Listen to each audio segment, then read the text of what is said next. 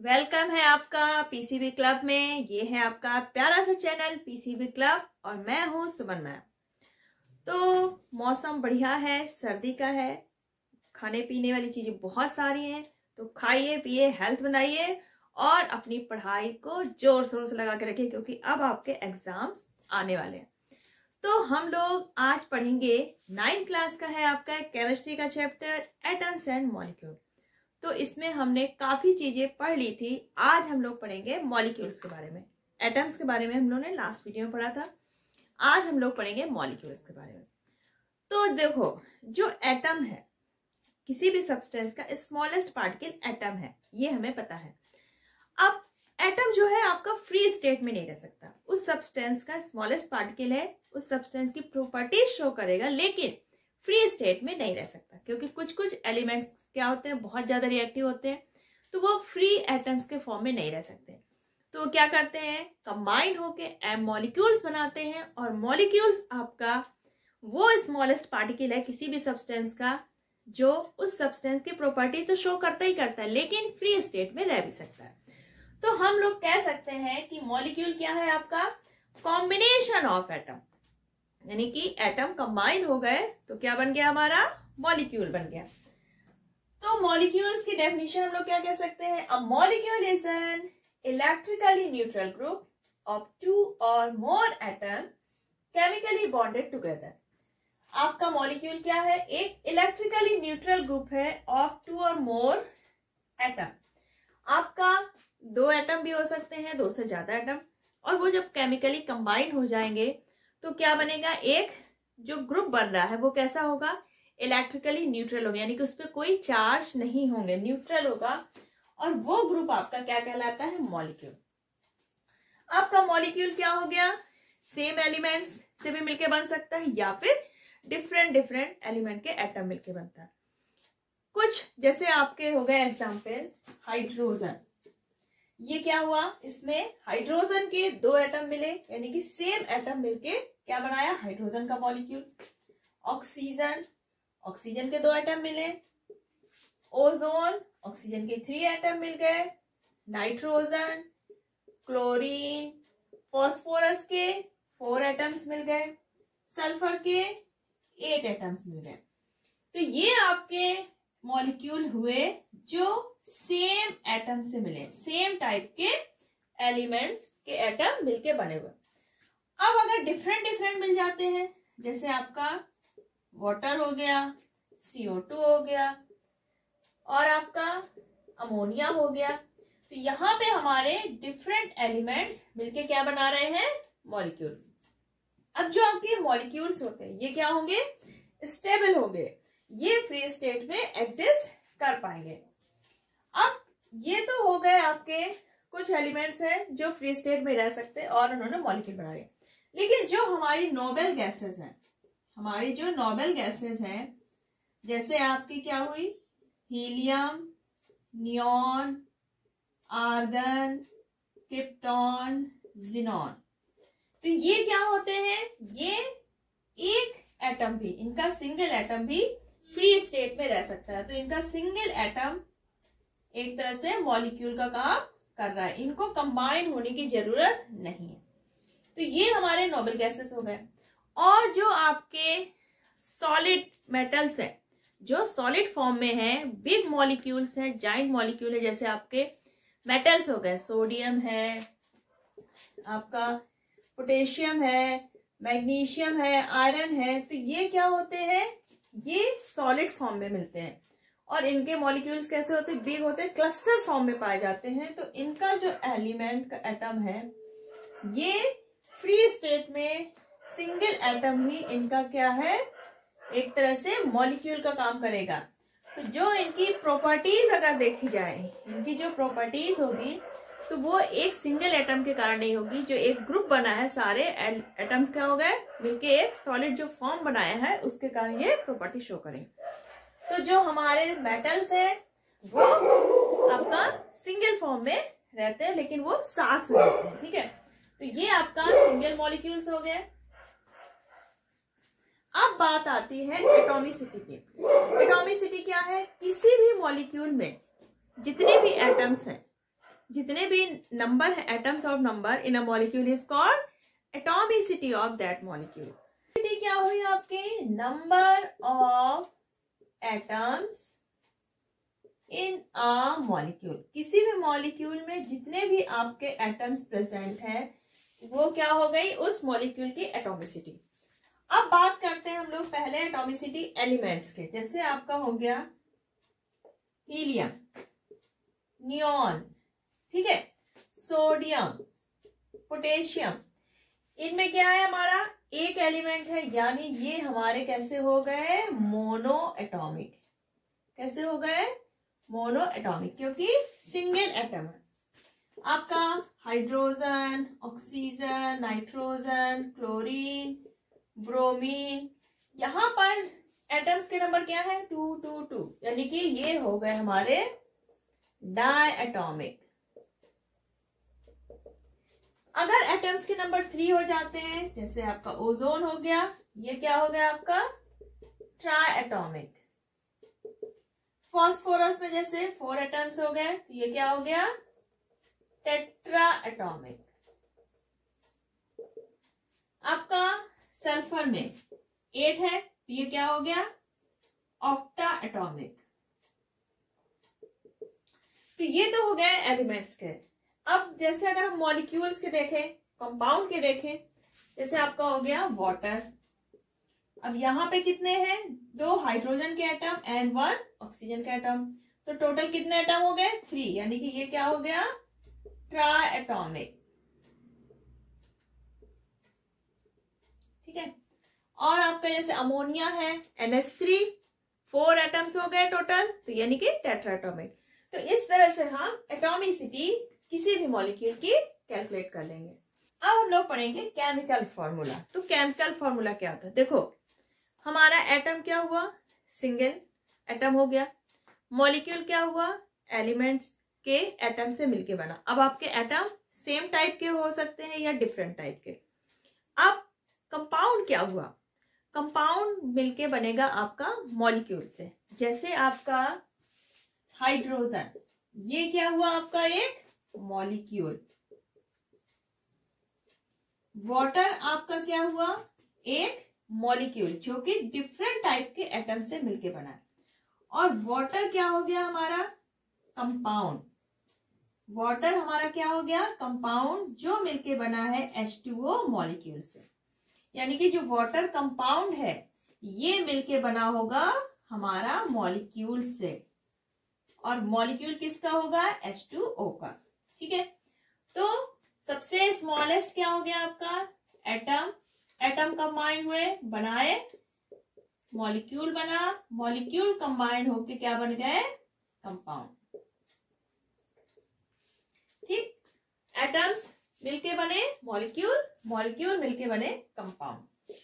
अब बात आती है हमारे केमिकल फॉर्मूला की। फॉर्मूला या कि केमिकल फॉर्मूला यानी कि मॉलिक्यूलर फॉर्मूला, क्योंकि जो हमारा केमिकल फॉर्मूला होगा वही क्या है? हमारा मॉलिक्यूलर फॉर्मूला। यानी कि किसी भी कंपाउंड का जो मॉलिक्यूल है उसमें कौन कौन से एटम है और कितने एटम है। यानी कि केमिकल फॉर्मूला हमें क्या बताएगा कि कोई भी जो कंपाउंड है वो किस मॉलिक्यूल से बना है, और मॉलिक्यूल में जो आपके एलिमेंट्स के सिंबल होंगे वो क्या बताएंगे कि इसमें कौन कौन सा एटम प्रेजेंट है, किस किस एलिमेंट का, और कितने हैं। उनके जो सबस्क्रिप्ट होगी उससे पता चलेगा 1 एटम है, 2 एटम है। तो ये हमें सारी डिटेल किससे मिलती है?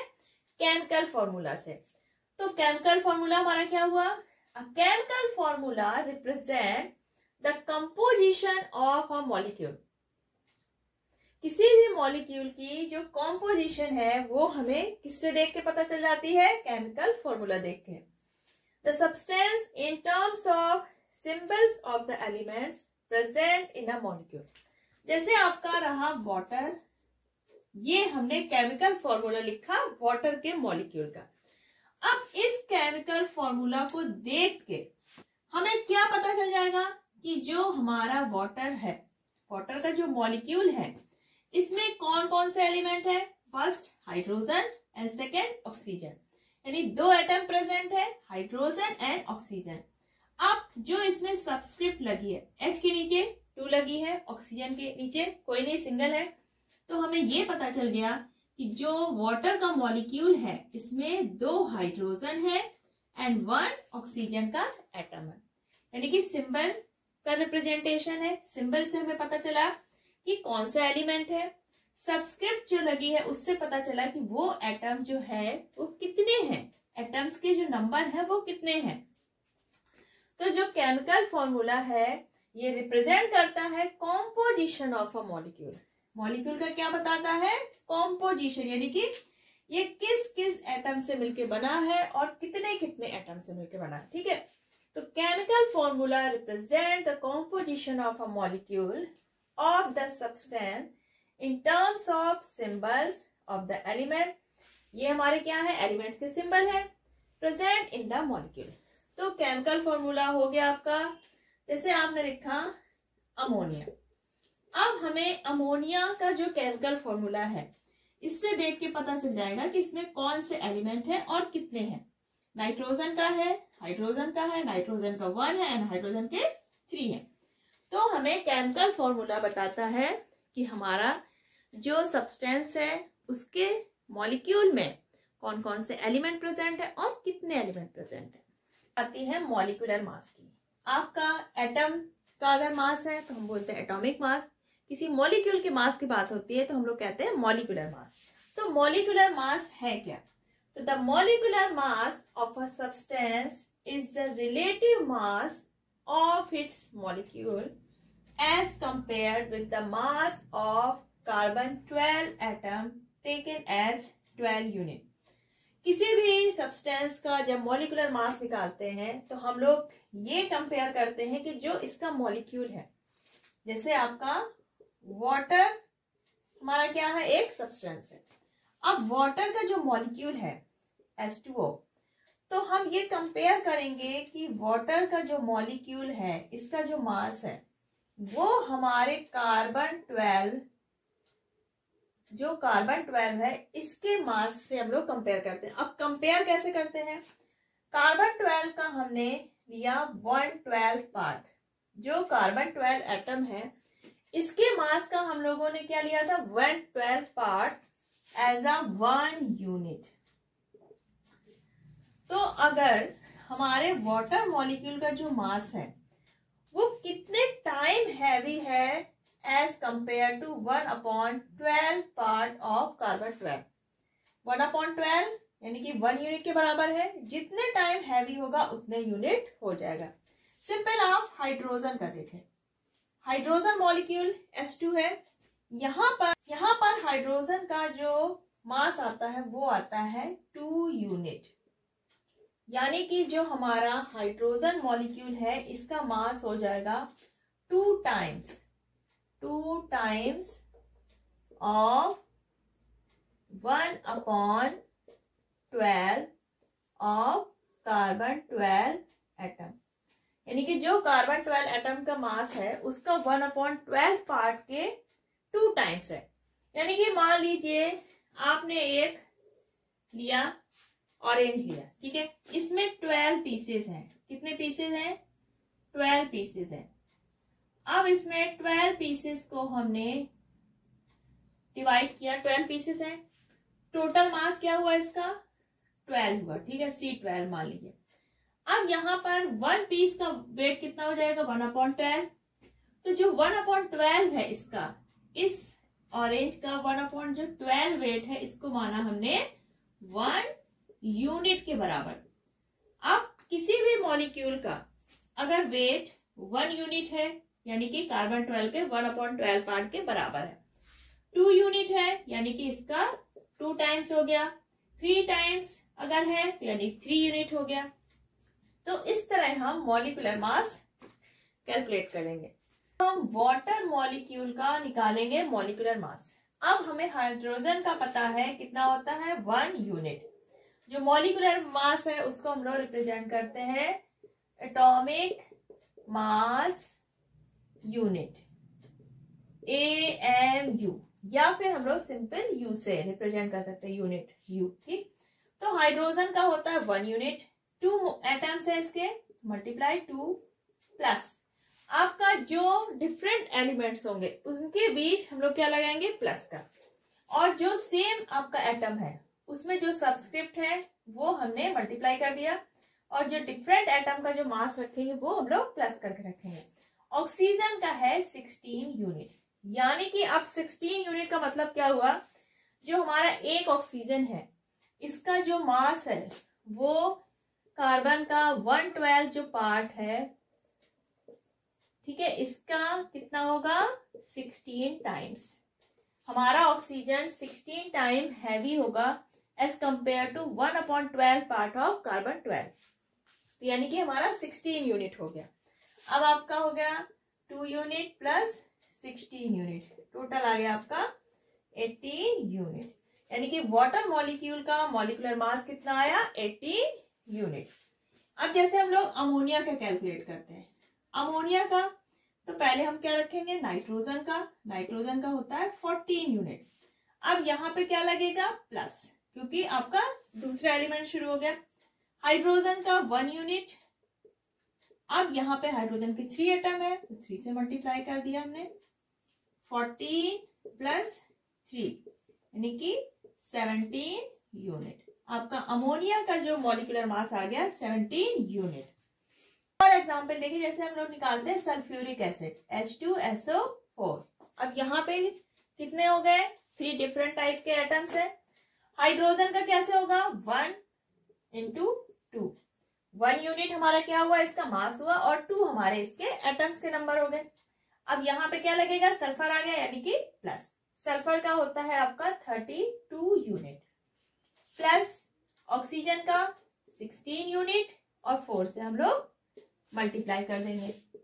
आपका आ गया 2 प्लस 32 प्लस 64, आपका टोटल कितना हो गया, 4 2 6 2 8 एंड 69, 98 यूनिट। यानी कि आपका सल्फ्यूरिक एसिड का जो एक मॉलिक्यूल है इसका मॉलिक्यूलर मास कितना आ गया, 98 यूनिट। क्लियर, इसमें कोई प्रॉब्लम नहीं होगी आपको। फॉर्मूला है, मॉलिक्यूलर फॉर्मूला है किसी भी कंपाउंड का, तो उससे हमें फायदा क्या, हमें क्या क्या चीजें पता चल जाती है। जैसे आपका यहाँ पर लिखा है H2O, ये हमारा वाटर का एक मॉलिक्यूल का फॉर्मूला है, मॉलिक्यूलर फॉर्मूला है। तो इससे हमें क्या क्या चीजें पता चल जाती है। पहले तो आपको सब्सटेंस का नाम पता चला कि ये वाटर है। सब्सटेंस के एक मॉलिक्यूल के बारे में पता चला कि इसमें H2O है, एक मॉलिक्यूल है वाटर का। एलिमेंट्स के नाम पता चल जाएंगे, कौन कौन से एलिमेंट है, क्योंकि हम देख के बता सकते हैं कि हाइड्रोजन है, ऑक्सीजन है। कितने हैं नंबर उनके, ये भी बता सकते हैं कि ऑक्सीजन। एटम्स हमें पता चल जाएंगे कि किसी एलिमेंट के कितने एटम्स प्रेजेंट है।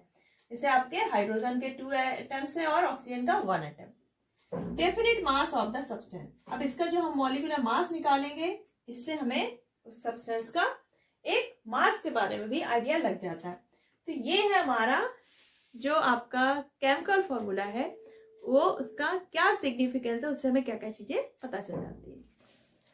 तो आज के इस वीडियो में हम लोगों ने पढ़ा मॉलिक्यूल्स के बारे में, मॉलिक्यूल क्या होते हैं, उनके एटॉमिसिटी क्या होती है, मॉलिक्यूलर मास कैसे निकालते हैं, मॉलिक्यूलर फॉर्मूला हमें क्या क्या बताता है।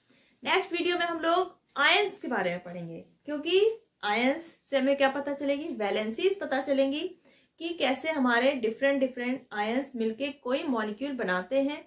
और जो केमिकल फॉर्मूला है, अभी हमने बताया कि केमिकल फॉर्मूला से हमें क्या क्या चीजें पता चलती है। नेक्स्ट वीडियो हम लोग सीखेंगे केमिकल फॉर्मूला हम लोग बनाए कैसे, how to make a chemical formula. तो आज के इस वीडियो में आई थिंक ऐसा कुछ नहीं था, आपको प्रॉब्लम हुई है, बाय चांस कुछ प्रॉब्लम है तो कमेंट सेक्शन पे लिखिए। नेक्स्ट वीडियो देखना बिल्कुल मत भूलिएगा, क्योंकि इसमें हम लोग ये सीखेंगे कि कैसे केमिकल फॉर्मूला हमें ड्रॉ करना है। तो नेक्स्ट वीडियो तक अपना ख्याल रखिएगा और फटाफट पीसीबी क्लब सब्सक्राइब कर लीजिए, क्योंकि यहाँ पर आपको 9th 10th की साइंस बहुत ही इजी वे में अवेलेबल है। चलिए फिर मिलते हैं नेक्स्ट वीडियो में, तब तक ख्याल रखिएगा, बाय बाय, टेक केयर।